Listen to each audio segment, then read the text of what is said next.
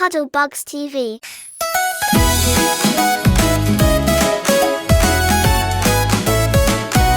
When you want something big or small, there's one word that can do it all.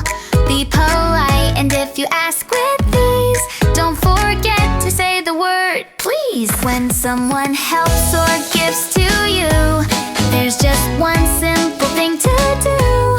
With a smile, it's the right thing to say thank you loud and true.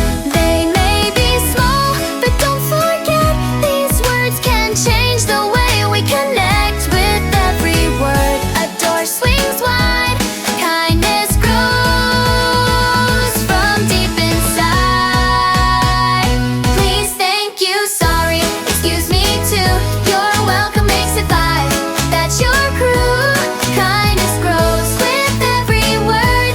The nicest things you ever heard. If you bump or hurt someone today, or make a mess along the way, be brave and say what's hard to say. I'm sorry, it's the honest way. If you need to pass or sneeze or speak, but someone's busy, don't just sneak. With a gentle voice and manner sweet, say excuse me, that's the treat. When someone thanks you, don't be shy.